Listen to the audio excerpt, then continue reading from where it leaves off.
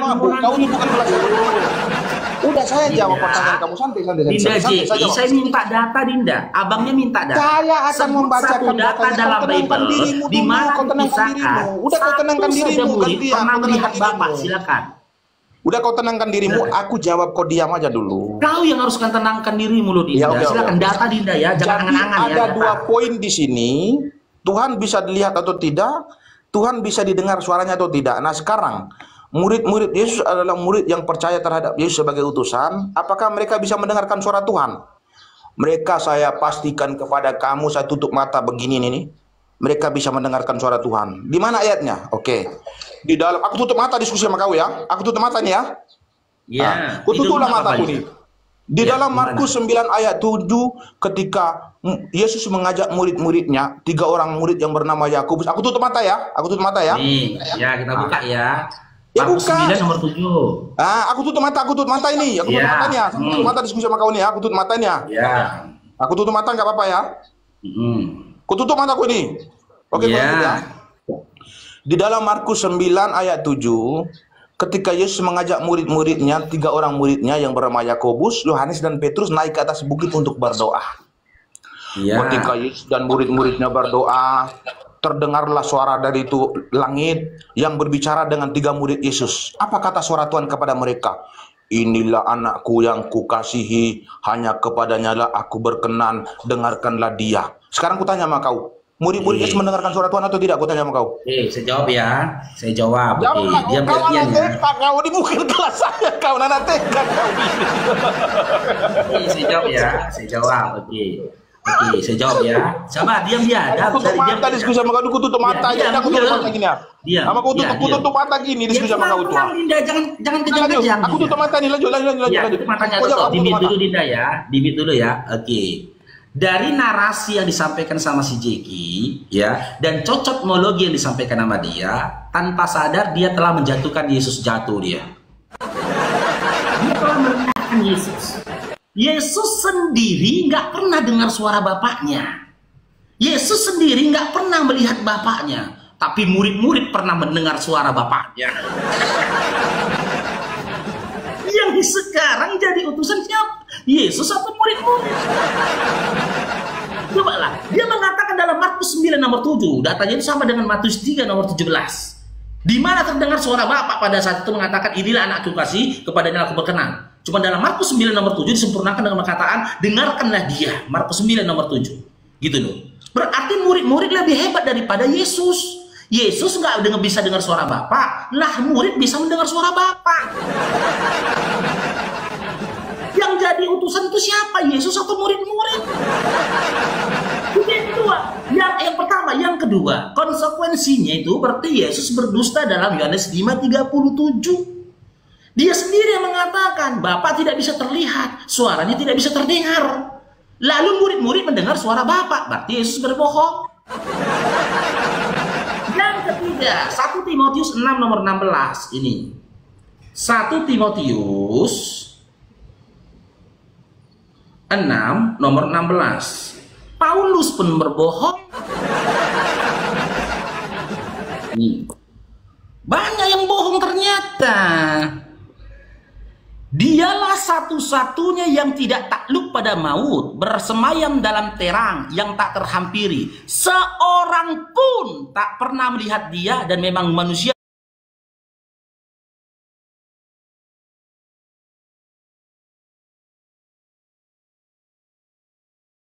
tidak dapat ya dikatakan seorang pun. Ini datanya 1 Timotius 6 nomor 16. Kalau kalian berupaya untuk berhayal, kalian harus terima konsekuensinya. Ya, harus ada yang dinyatakan berbohong dalam kitab kalian.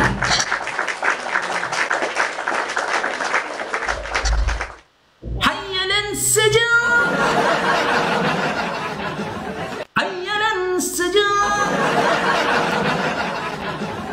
Top lah Dinda dari angan-angannya, ya.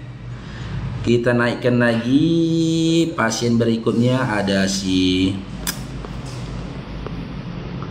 yuk, mana orangnya nih? Ada Bro Aldi. Tap-tap layar teman-teman ya. Tap-tap layar.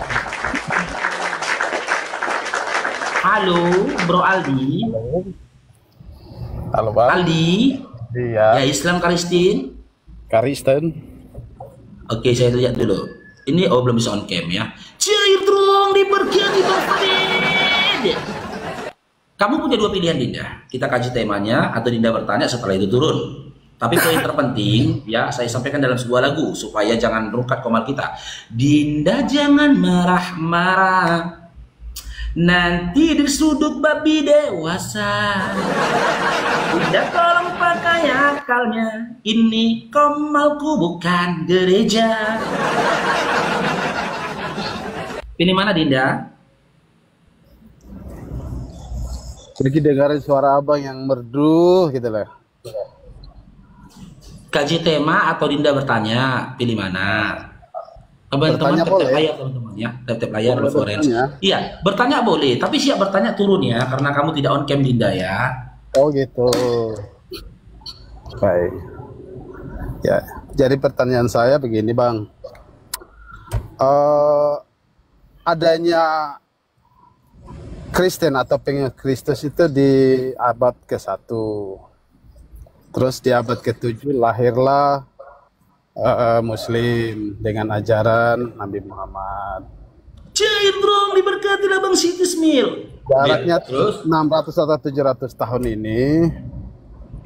Sedangkan orang Kristen silsilahnya itu kan dari Adam sampai ke Yesus. Walaupun sebelumnya ada agama Yahudi, baru terbentuklah Kristen. Nah, Islam itu di abad ke-7. Nah, pertanyaan saya, sebelum abad ke-7, Allah di mana gitu? Itu pertanyaannya. Allah ada di mana? Oke, saya jawab ya. Di abad ke-7, pertanyaan kamu bagus, maka saya tidak turunkan. Atau gimana? Karena jaraknya 700 tahun dari Yesus gitu. Ya, saya tangkapin ya. Sudah? Baik. Oke, nggak apa-apa dia di atas moderator karena pertanyaan dia bagus. Oke, Islam dibawa oleh Nabi Muhammad SAW. Dalilnya di mana? Surah Al-Adab 45, Surah Al-Fat ayat 29. Oke, bahkan ditambahkan lagi dengan Surah Al-Anbiya 107. Oke, sekarang saya tanya, Kristen yang bawa siapa? Sebelum kita berbicara tentang waktu ya, yang bawa Kristen ini siapa? Ya, di abad sebelum abad ke-1 itu kan abad-abad yang sebelumnya itu ada cerita dari Taurat, Nabi Musa, Nabi Daud. Sabar Dinda, saya tidak tanya Musa, saya tidak tanya Taurat. Yang saya tanyakan sebelum kita berbicara tentang masa abad 1, abad 2, abad 3 terserah kau. Nanti itu kita kaji. Itu nanti itu. Ini nanti itu ke bawah ini. Kita kaji dulu yang membawa. Kristen ini yang bawa siapa? Yesus. Di mana datanya Yesus bawa ajaran Kristen? Oh, jadi gini, Yesus itu langsung lahir ke hayalan saja. Yesus kasih datanya Yesus membawa ajaran Kristen di mana? Di mana datanya Yesus bawa ajaran Kristen? Yesus sudah sehari-hari melakukan di saat itu, di saat dia mulai mengajar. Dinda, saya minta data bukan hayalan, tolong. Saya minta data bukan hayalan, tolong Dinda. Di mana datanya Yesus bawa Kristen? Murid-murid Yesus. Dinda, Dinda, bedakan antara data dengan hayalan. Yang saya minta data sebagaimana saya menunjukkan data ketika saya mempertanggungjawabkan menjelaskan tentang Islam. Di bawah Nabi Muhammad SAW dan di sini. Sekarang ini, Kristen yang bawa siapa? Ya Yesus. Di mana datanya Yesus bawa Kristen? Ada, mulai diceritakan dari mulai Matius sampai Wahyu. Nanti dulu lo Dinda kau sampaikan hayalanmu. Aku tidak sedang ingin mendengar hayalan Kristennya. Buktikan bahwasanya Kristen itu bukan sedang berhayal dengan menghayalkan Yesus bawa Kristen. Selama, dengar dulu Dinda, selama kau tidak bisa tunjukkan data dalam Bible Yesus pernah membawa ajaran Kristen, berarti yang ada padamu itu bukan iman, melainkan hayalan saja. Jadi gini, hayalan saja. Jadi begini, datanya di mana Dinda? Bang, jadi semua yang tertulis itu adalah orang yang menulis, Bang. Kalau abang bicara data, data adalah orang yang menulis. Yang jadi buku itu data, Bang. Itu data semua. Data loh Dinda, jangan ngomong apapun, jangan merambat kemana-mana pun, jangan melebar kemana-mana pun. Yang saya tanyakan, jika memang yang ada padamu itu adalah iman, di mana kau beriman, Yesus yang membawa ajaran Kristen, kasih datanya dalam Bibelmu. Kalau kau tak bisa tunjukkan datanya, jangan kau katakan lagi itu iman, melainkan hayalan saja. Kalau kita bicara ayat per ayat, itu semua tulisan yang ditulis manusia, Bang. Oh, berarti saya sedang ngobrol sama orang semua gila. Ditulis manusia. Ya. Tidak ada. Saya ngomong sama orang. Sama Bibel kau pun kau nggak percaya, Kemana lagi? Siapa yang bilang tulisan manusia? Hah? Apa kata Paulus? Apa yang dia terima itu bukan berasal dari manusia. Itu kau. Jangan kau bilang dari manusia. Ada datanya itu. Kalau mau kita lanjutkan. Di luar manusia apa? Hantu. Ketika teman-teman Kristen ditanya data tentang imannya, maka pada saat itu ketahuan kalau dia sedang hayalan saja. Hayalan saja. Nanti dulu kau cerita tentang abad pertama, abad kedua, abad ketiga nanti. Nanti dulu. Yang membawa dulu kita kaji siapa yang bawa Kristen. Islam jelas.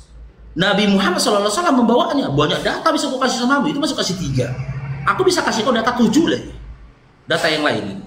Tapi ketika kau tanyakan di mana datanya Yesus bawa Kristen, kok kerasukan dia. Hati-hati kalian. Yang kalian hadapin ini mantan Kristen 27 tahun lamanya.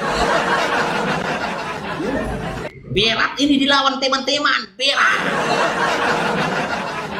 Hati-hati kalian. Dan sekarang ya aku berdiri di barisan umat muslim.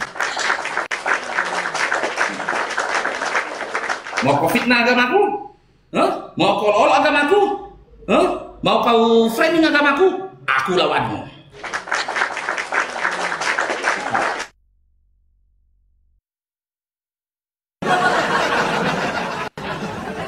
Kita buktikan hari ini siapa yang sedang berhayal. Kita ada si Johar Silitonga.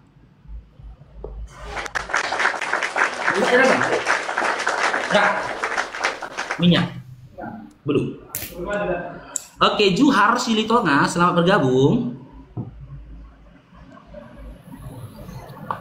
Halo. Iya, Islam Kristen? Kristen lah. Oke, karena Lae sudah on cam, saya hargai on camnya. Dengan saya izinkan Anda bertanya duluan seputaran tentang Islam. Ketika saya nanti bertanya, saya mirroring kepada Anda. Silakan. Kita bagi data ya, Lae Silitonga ya. Silakan. Ini apa judulnya ini? Oten umat hayalan. Oten Kristen, apakah Kristen itu umat hayalan saja? Mana mungkin menghayal, Pak? Karena kita buktikan ya satu-satu ya. Satu-satu ya, kita buktikan ya hayalan atau kenyataan. Yang pertama, jika memang Kristen itu bukan umat hayalan, sebut satu ayat dalam Bible ya, di mana Yesus menjanjikan surga bagi orang-orang yang memanggil dia Tuhan dan menyembah pada dia. Cair dong, diberkatilah Bunda Din. Kasih satu ayat dalam Bible di mana Yesus menjanjikan surga bagi orang-orang yang memanggil dia Tuhan dan menyembah pada dia. Sebagaimana dalam Al-Quran kami dalam surah Fussilat ayat 30. Innal ladzina qalu rabbunallah. Sesungguhnya orang-orang yang memanggil, yang menyebut Tuhanku adalah Allah, tiada rasa takut dalam diri dia, malaikat akan mengkabarkan kepada dia, Tuhanmu, Allah akan memberikan surga padamu. Oke. Satu ayat saja. Di mana di dalam Bible Yesus menjanjikan surga bagi orang yang memanggil dia Tuhan. Oke. Ya, nama Tuhan itu kan hanya bagi orang Kristen yang dikasih, Pak. sama agama Menyembah, lain. saya sempurnakan dengan kata menyembah lagi. Menuhankan dia dan menyembah pada dia. Iya, kan soalnya dari dulu abang nggak mengerti apa arti Tuhan itu, kan itu. Tuhan itu yang disembah ataupun yang menaklukkan diri, kan itu dia. Itu kata Tuhan itu. Saya mempersembahkan hidupku kepada itu dia. Itu. Jadi yang menaklukkan diri Tuhan itu, itulah kata Tuhan. Sama itu dengan Tuhan. Jadi Yesus itu kenapa kami bertuhan? Kenapa Yesus itu kami orang Kristen bertuhan? Karena dia adalah sebagai tiruan kebenaran. Dia adalah terang dunia. Dia kebenaran, tidak tercela ada dosa bagi dia. Jadi orang Kristen meneladani orang yang benar, meneladani orang yang tidak berdosa. Itu dasar orang Kristen mempertuhankan Yesus. Dan nama Yesus itu adalah Bapa sendiri yang diberikan kepadanya. Itu dia bang, itu dasar kami mempertuhankan yang benar. Gitu bang. Dan dia membuktikan manusia ini akan mati. Simak pertanyaanku. Simak pertanyaanku tadi. Saya tidak bertanya alasan. Saya tidak tanya alasan kenapa Anda menyembah dan menuhankan Yesus. Saya tidak tanya itu. Saya tidak tanya itu. Yang saya tanyakan, sebut satu ayat dalam Bible di mana Yesus menjanjikan surga bagi orang-orang yang memanggil dia Tuhan dan menyembah kepadanya. Ayat di dalam Bible yang saya tanyakan. Ada apa tidak? Yesus itu tidak perlu berjanji-janji. Abang itu pertanyaan yang saya ada. tidak tanya itu. Apakah perlu Yesus berjanji atau tidak? Tidak loh lah. Aduh, ini bisa fokus nggak? Fokus Tanya lah yang tertulis. Jangan Anda memberikan jawaban yang saya tidak tanyakan gitu. Saya tidak tanya itu. Namanya. Yang saya tanyakan, adakah ayat dalam Bible di mana Yesus menjanjikan surga bagi orang yang manggil dia Tuhan dan menyembah kepada dia? Ada atau tidak ada? Kalau tidak ada, ada kasih ayatnya. Silakan. Tidak ada bahasa seperti itu. Capek pun kita Tidak ada, lihatnya. tidak ada. Fix ya. Yang pertama hayalan saja. Bukan. Ternyata, saya kata dulu ya, hayalan saja. Surganya Kristen, surga Kristen hayalan saja. Oke. Nah, yang kedua, tolong sebut satu ayat di dalam Bible di mana Yesus menyebut pengikutnya dengan sebutan Kristen. Semua pertanyaan itu tidak ada yang tertulis. Jadi abang membuat pertanyaan yang tidak tertulis. Hayalan Gini. saja. Ini harus dijelaskan. Kristen pengikut hayalan. Nih, yang ketiga ya, sebut satu ayat di mana Yesus pernah mengajarkan peribadatan sebagaimana peribadatan yang dilakukan teman-teman Kristen di zaman sekarang. Seperti pergi ke gereja hari Minggu, cahaya terang diberkati bang cahaya. Yang ketiganya, sebut satu di ayat di dalam Bible di mana Yesus pernah mengajarkan peribadatan sebagaimana peribadatan yang diajarkan oleh teman-teman Kristen. Contoh, pergi ke gereja hari Minggu. Ritual peribadatan bagaimana? Dengan nyanyi-nyanyi, tepuk-tepuk tangan, bahkan ada yang joget-joget dan kerasukan. Semua ritual peribadatan termasuk sakramen kawin, sakramen pemakaman, penguburan. Sebut satu saja ayat dalam Bible di mana Yesus pernah mengajarkan itu. Sakramen kawin, sakramen penguburan, ritual peribadatan, hari Minggu ke gereja. Sebut satu ayat di mana Yesus pernah mengajarkan hal itu. Udah bang. Pertanyaan semua bodoh. Jadi nggak ada yang bodong di dalam Alkitab bang. Nggak ada yang nggak logika di dalam Alkitab. Jadi semua pertanyaan itu pertanyaan bodoh. Datanya. Nah, itu pertanyaan bodoh. Pertanyaan nggak apa ada datanya. Nggak ada datanya. Nggak apa-apa. Anda nyatakan saya bodoh nggak apa-apa. Anda katakan saya bodoh, saya longor itu terserah nggak apa-apa. Yang pasti Anda berikan jawaban yang pasti. Ada atau tidak datanya? Ada atau tidak datanya? Terserah Anda katakan saya bodoh. Ada atau tidak datanya? Buktinya orang Kristen tidak menghayal. Dijawab dulu. Semua manusia, dengar dulu. Semua manusia meninggal. Pertanyaan pertama dan kedua, Anda sudah jawab ini dengan baik. Dengan Anda jujur mengatakan tidak ada tertulis. Yang ketiga ini, saya minta data yang saya minta. Terserah Anda katakan saya bodoh atau saya apa, terserah. Yang saya minta data. Di mana datanya? Yesus pernah mengajarkan hal itu. Semua pengajaran itu, di mana datanya? Ada nggak tertulis dalam Bible? A, ada, B, tidak. Tidak ada tertulis, tidak ada. Makanya pertanyaanmu bodoh, aku bilang. Hayalan saja. Pertanyaanmu bodoh. Hayalan saja. Jadi yang bertanya itu, Bang. Boleh saya ulangi dulu, Le? Sabar Le ya. Saya bilang dulu. Ini hasil dari kesimpulan kita, teman-teman. Kurang apa lagi aku buktikan, ternyata yang ada pada Kristen hayalan saja. Karena nggak ada datanya. Yang pertama, saya tanyakan kepada dia, sebut satu ayat di dalam Bible di mana Yesus pernah menjanjikan surga kepada orang-orang yang memanggil dia Tuhan. Dan Laisili Tonga mengatakan tidak ada. Berarti surganya Kristen hayalan saja. Yang kedua, sebut satu ayat di dalam Bible di mana Yesus menyebut pengikut-pengikut dia adalah Kristen. Laisili Tonga sudah mengatakan tidak ada datanya di dalam Bible. Ternyata ya, ketika Kristen mengatakan dirinya adalah pengikut-pengikut Kristus atau pengikut Yesus, itu adalah hayalan saja. Yang ketiga, sebut satu ayat dalam Bible di mana Yesus pernah memberikan pengajaran tentang peribadatannya Kristen, seperti beribadah di hari Minggu, ya, bentuk peribadatan di gereja hari Minggu, nyanyi-nyanyi, joget-joget, bahkan tak sedikit mereka yang kerasukan. Sakramen kawin, sakramen penguburan, pernahkah Yesus mengajarkan seperti itu? Dia jawab, tidak ada datanya dalam Bible. Berarti hayalan saja. Semuanya hayalan saja.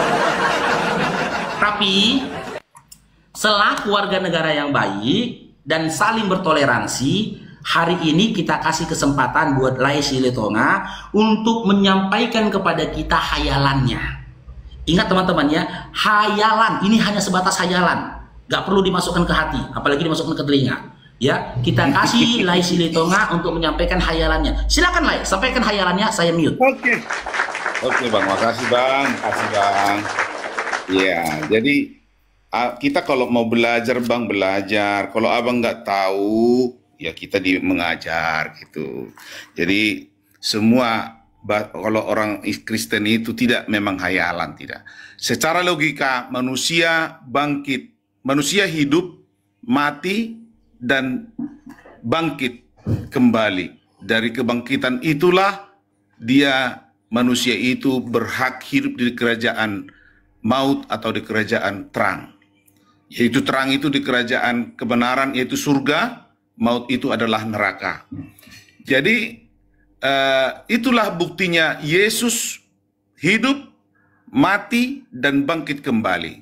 Seperti itulah hidup manusia itu, bila mana manusia itu mati akan kembali bangkit seperti Yesus yang telah bangkit. Jadi orang Islam tidak akan bangkit. Kenapa tidak akan bangkit? Karena tidak ada yang menjadi acuan mereka untuk bangkit seperti Yesus. Karena Yesus itu tidak dibangkitkan. Dan dia diangkat katanya. Padahal manusia itu mati. Kita mati nanti semua. Tetapi setelah mati, mana mungkin kita ke surga kalau hanya diangkat. Seperti pemahaman orang Islam itu bagi Kristen. Nah, jadi dari situlah pembuktiannya bahwa Yesus itu adalah mati, bangkit kembali. Kenapa dia mati? Karena manusia yang ditebusnya mati. Dan akan bangkit kembali bagi orang yang percaya kepada dia sebagai juru selamat manusia. Itulah sebagai bukti. Bukan menghayal Bang, nggak menghayal. Itu nyata itu. Kalau Abang tidak percaya bahwa Yesus itu mati dan bangkit kembali, Abang tidak akan bangkit-bangkit bila mana nanti akhir zaman telah tiba. Itu Bang pendapat dari orang Kristen. Itu dia. Oke? Dan kalau Kristen itu, makasih ya, Laya. Ya, aku tak perlu menanggapi. Aku tak perlu menanggapi karena apa? Karena saya sampaikan tadi, yang Anda sampaikan itu tadi dari A sampai dengan Z itu hanya sebatas hayalan. Karena saya orang yang waras, saya tidak mau berdiskusi bahkan menanggapi hayalan seseorang. Karena itu hanya hayalan saja. Oke, lanjut Laya. Dilanjutkan cerita-cerita hayulnya, cerita-cerita hayalannya ke gereja. Jangan disampaikan di sini ya, karena teman-temanku di sini itu adalah orang-orang yang cerdas semua, orang-orang yang berakal. Mereka tidak akan mau mendengar cerita hanya sebatas hayalan saja. Oke, lanjut di gereja lainnya. Ya, di gereja disampaikan hayalannya. Terima kasih.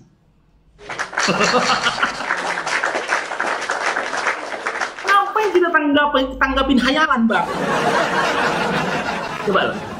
Banyak data dalam Al-Quran. Allah akan membangkitkan nanti kita di hari kiamat. Surah Al-Hajj ayat 7 dan ayat yang lainnya. Gitu loh. Assalamualaikum nih.